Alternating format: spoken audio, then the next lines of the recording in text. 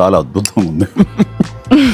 వదిలేస్తే మొత్తం తినేస్తాను, నా సరదా తీరేంత వరకు కొంచెం ఇంకొక తిని వదులుతాను. కానీ చాలా బాగుంది. కానీ ఎంత తిక్కుగా ఉంది మీ ఇక్కడ, సో నైస్.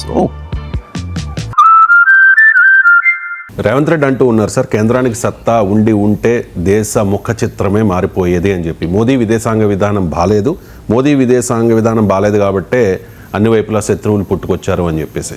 సార్ రీసెంట్గా మనం చూసాం, మోదీ సైప్రస్లో పర్యటించారు, G7 సమ్మిట్కి కెనడా వెళ్ళారు, ఇప్పుడేమో 5 కంట్రీస్ పర్యటనలో ఉన్నారు.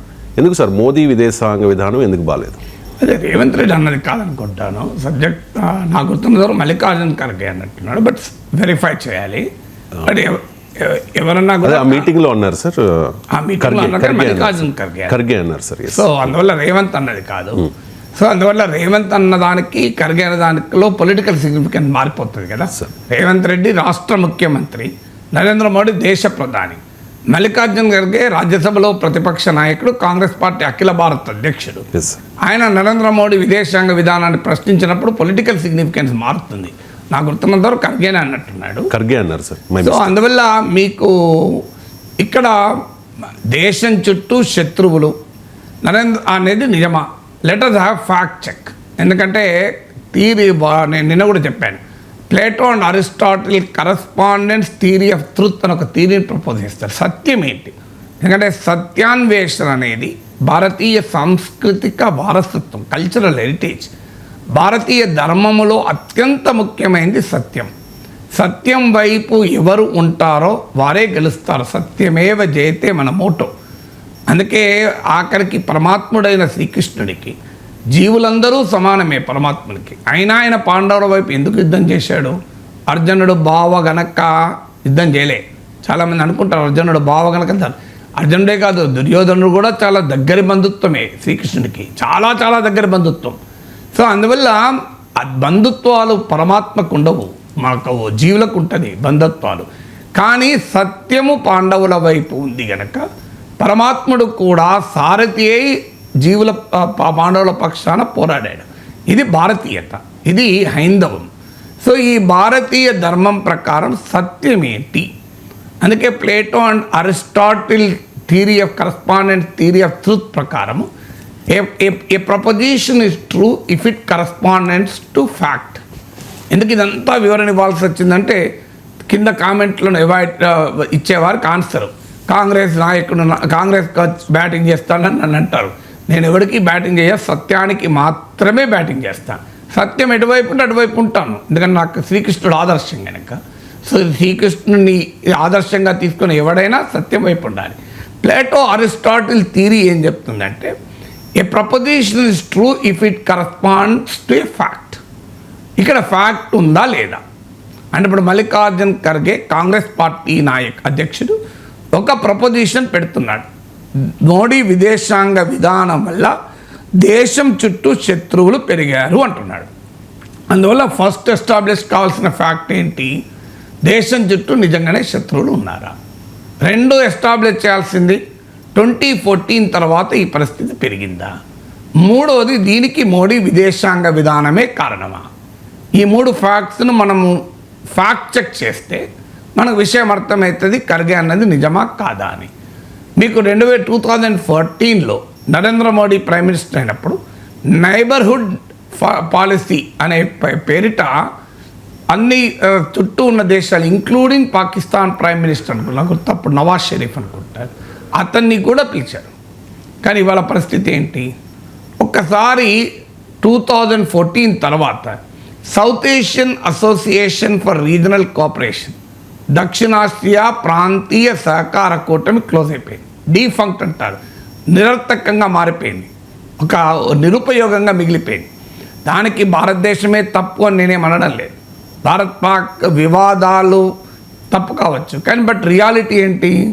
రియాలిటీ అయితే భారతదేశం సార్క్ డీఫంక్ట్ అయింది నిజం. 2015 తర్వాత సార్క్ సమావేశాలు జరగలేదు.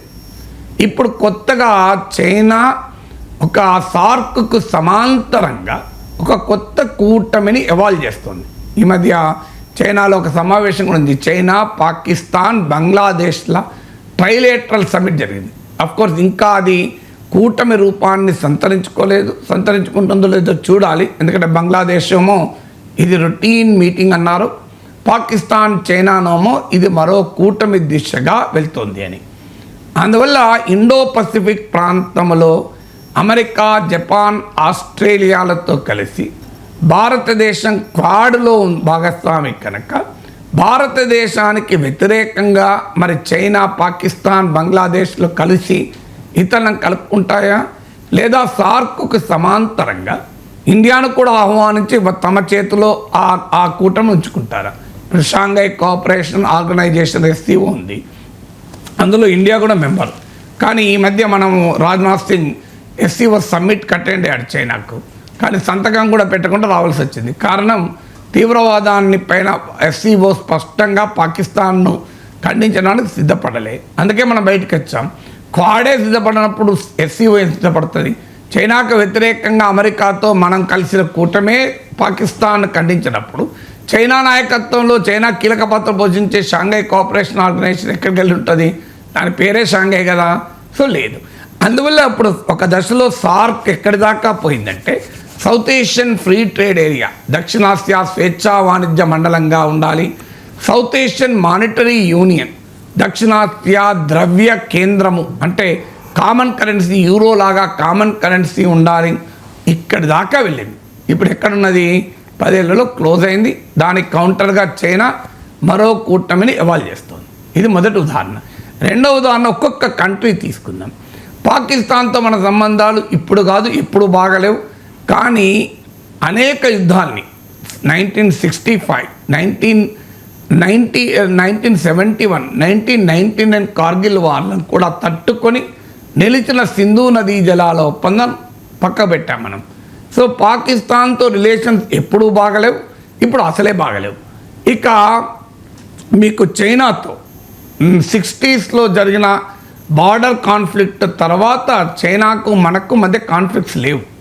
మీకు అటల్ బిహారీ వాజ్పేయి ఫారిన్ మినిస్టర్గా ఉన్నప్పుడు మీకు ఇనిషియేటివ్ మొదలైతే మీకు అది రాజీవ్ గాంధీ ప్రధానమంత్రి అయ్యాక పెరిగి మీకు చైనాతో సంబంధాలు ఒక రకంగా నార్మలైజ్ అవుతున్న సమయంలో గాల్వాన్ ఇన్సిడెంట్ జరిగింది. చైనాతో సంబంధాలు వికటించాయి. ఇవాళ పాకిస్తాన్ దిగుమతి చేసుకున్న ఆయుధాలు 81% చైనావే. సో ఈ స్థాయిలో చైనాతో సంబంధం. చైనా పక్కకు పెడదాం, మనకు అది హిస్టారికల్గా హాస్టిలిటీస్ ఉన్నాయి కనుక అది క్రైటీరియా కాదు. ఇక మిగతా శ్రీలంక చూద్దాం. శ్రీలంకలో ఇవాళ చైనీస్ ఫుట్ ప్రింట్ పెరుగుతోంది. మనం ఒక పెద్ద ప్రయత్నం చేస్తున్నాం. ఆ శ్రీలంకలో చైనా మ్యారిటైమ్ ఇన్ఫ్లుయెన్స్, అంటే చైనా ఒక ఐలాండ్ కంట్రీ, మ్యారిటైమ్ సెక్యూరిటీ, సముద్ర జల భద్రత రీత్యా చాలా కీలకమైన దేశం. ఇవాళ శ్రీలంకలో బలంగా చైనా ఉనికి ఉంది, చైనా ఫుట్ ప్రింట్ ఉంది. మీకు మాల్దీవ్స్, బంగ్లాదేశ్, నేపాల్, ఈ 3 దేశాల్లో భారత వ్యతిరేక రాజకీయ పవనాలు బలంగా ఉన్నాయి. ఈ 3 దేశాల్లో కూడా ప్రో చైనా టిల్ట్ స్పష్టంగా కనబడుతుంది. బంగ్లాదేశ్లో షేక్ హసీనా పతనం తర్వాత కంప్లీట్గా చైనాకు దగ్గరగా ఇండియాకు వ్యతిరేకంగా మారిపోయింది. అక్కడ పాకిస్తాన్తో కూడా నెక్సస్ పెరిగింది బంగ్లాదేశ్. మీకు మాల్దీవులనైతే మహమ్మద్ మొయిజు ఈ మధ్య కాస్త చెప్పబడ్డట్టు కనబడ్డా బాయ్కాట్ ఇండియా అనే నినాదంతో అధికారంలోకి వచ్చాడు. నినాదమే బాయ్కాట్ ఇండియా. ఇక నేపాల్లోనైతే నేపాల్ పార్లమెంట్ ఏకంగా భారతదేశ భూభాగాల్ని తమ చిత్రపటంలో పెడుతూ ఏకగ్రీవంగా తీర్మానం ఆమోదించింది. పార్టీలు అన్నీ కలిపి, అధికార ప్రతిపక్ష కలిపి. నేపాల్లో భారత వ్యతిరేకత మీకు స్పష్టంగా కనబడుతోంది. దానికి కారణం మరి ఇవేవి యాదృచ్ఛికంగా జరుగుతున్నాయా? ఇప్పుడు నేపాల్లో మనము రాజుకు అనుకూలంగా భారతీయ జనతా పార్టీ ఉంటుంది. RSS కూడా నేపాల్లో ఎక్స్పాండ్ అవుతుంది. రాజు అనుకూల రాష్ట్రీయ ప్రజాతంత్ర పార్టీ అని RPP అని ఒక పార్టీ ఉంది. దానికి లాస్ట్ ఎన్నికల్లో 3.9% ఓట్లు వచ్చాయి. అంటే రాజుకు అనుకూలంగా ఉన్న పార్టీకి 3.9% ఓట్లు వచ్చాయి. అంటే నేపాలీ ప్రజలు రాచరికాన్ని ఎంత వ్యతిరేకిస్తున్నారో మనకు అర్థమవుతుంది. ఈ మధ్య కొన్ని వేల మంది ప్రదర్శనలు చేయవచ్చు. దానికి అయినా భారతీయ జనతా పార్టీ రాజుకు అనుకూలం, రాజుకు అనుకూల పార్టీకి అనుకూలం. కారణం ఏంటంటే ఆ రాచరికం ఉన్నప్పుడు నేపాల్ వద్ద హిందూ రాష్ట్ర, అంటే RSS లక్ష్యమైన హిందూ రాష్ట్రాన్ని భారతదేశానికన్నా ముందు నేపాల్లో ఉంది. అందువల్ల ఆ రాచరిక రాజ్యాన్ని భారతీయ జనతా పార్టీ కోరుకుంటుంది. కానీ ఆ రాజు కూలిపోయాక, రాచరికం పోయాక నేపాల్ సెక్యులర్ డెమోక్రటిక్ రిపబ్లిక్ అయింది. సెక్యులర్ అన్న పదం అంటే బీజేపీకి నచ్చదు, మనందరికీ తెలుసు. ఈ మధ్య కూడా ఆర్ఎస్ఎస్ నాయకుడు సెక్యులర్ పదాన్ని రాజ్యాంగం నుంచి తొలగించాలి అన్నాడు. సో భారతదేశంలోనే సెక్యులర్ పదం రాజ్యాంగంలో ఉంటే నచ్చని బీజేపీ నేపాల్లో సెక్యులర్ పదం పెట్టుకుంటూ ఒప్పుకుంటుందా? అది కూడా హిందూ రాష్ట్రం తీసి, ఇక్కడన్నా కనీసం హిందూ రాష్ట్రం తీయలే. సో అందువల్ల నేపాల్లో ప్రజలు వ్యతిరేకించే రాచరికం వైపు బీజేపీ ఉంది. దాంతో భారత్ నేపాల్ సంబంధాలు ఇంకా ఎక్కువ సమస్యగా మారాయి. సో మీకు ఇక్కడ చూడండి, మొత్తం భూటాన్లో మనకు చైనాకు ఇండియాకు మధ్య ఒక దశలో అయితే భూటాన్ భూభాగంలో ఒక రకమైన use of demonstration of force కూడా కనబడింది మనకు. సో అందువల్ల అయినా భూటాన్ ఇండియా వైపు పూర్తిగా లేకుండా న్యూట్రల్గా ఉంటుంది, అటు చైనాతో ఇటు భారతదేశంతో. సో అందువల్ల నైబర్హుడ్లో క్లియర్గా మనకు ఆఫ్ఘనిస్తాన్లో ఉంది. తాలిబాన్లు అధికారంలోకి వచ్చారు, చైనా ఇన్ఫ్లుయెన్స్ పెరిగింది. ఈ మధ్య రష్యా కూడా నిన్నే తాలిబాన్ ప్రభుత్వాన్ని గుర్తించింది. భారతదేశం తాలిబాన్తో సంబంధాలు పెట్టుకునే ప్రయత్నం చేస్తోంది. ఇటీవల ఆపరేషన్ సింధూర్ సమయంలో కూడా మన విదేశాంగ మంత్రి జయశంకర్ ఆఫ్ఘనిస్తాన్ ఫారిన్ మినిస్టర్తో మాట్లాడాడు. ఎందుకంటే తాలిబాన్కు పాకిస్తాన్కు పడడం లేదు కనుక, మీకు తాలిబాన్కు పాకిస్తాన్కు పడకపోయినా తాలిబాన్కు చైనాకు బలమైన సంబంధాలు ఉన్నాయి. అందువల్ల ఈవెన్ ఇప్పుడు చైనా ఏర్పాటు చేయాలనుకునే కూటమిలో కూడా ఆఫ్ఘనిస్తాన్ కూడా కలుపుకుంటుంది అంటున్నారు. అంతకుముందు మనకు అమెరికా అనుకూల ప్రభుత్వం ఉన్నాడు, ఆఫ్ఘనిస్తాన్తో మంచి సంబంధాలు ఉంటాయి భారత్కు. సో ఇలా నైబర్హుడ్లో మీకు ఇప్పుడు నేను చైనా, పాకిస్తాన్, ఆఫ్ఘనిస్తాన్, నేపాల్, మాల్దీవ్స్, శ్రీలంక, మీకు ఇన్ని దేశాలు ఉదాహరణలు చెప్పాను నేను. ఈ భూటాన్లో మన వైపు లేకుండా న్యూట్రల్గా ఉన్నాను, మన వైపు ఉండాలని మనం కోరుకున్నాం. ఇప్పుడు మీరు చెప్పండి ఫ్యాక్ట్ ఏంటి అని. సో దీనికి మోడీ విదేశాంగ విధానం కారణం కాకపోతే ఇవి యాదృచ్ఛికంగా వాతావరణ పరిణామాల వల్ల, మాన్సూన్స్ వల్ల, మీకు ఎలిలీనో, లానీనా వల్ల, గ్లోబల్ వార్మింగ్ వల్ల జరగదు కదా. సో విదేశాంగ విధానం అంటే ఏంటి? ఖచ్చితంగా మన వల్లనే కావాలని ఏం లేదు, అక్కడ లోకల్గా వచ్చే పరిణామాలు కూడా ఉంటాయి.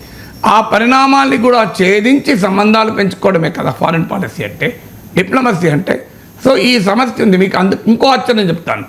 భారత ప్రభుత్వము అనేక రాజకీయ పార్టీలతో కూడిన డెలిగేషన్లు ప్రపంచమంతా పంపించింది. లాటిన్ అమెరికా పంపించింది, ఆఫ్రికా పంపించింది. మీకు ఆశ్చర్యం ఎత్తే శ్రీలంక పంపలే, నేపాల్ పంపలే. ఈ పహల్గాన్ దారిలో ఒక నేపాలీ కూడా చనిపోయాడు, కానీ నేపాల్ ఖండించలేదని.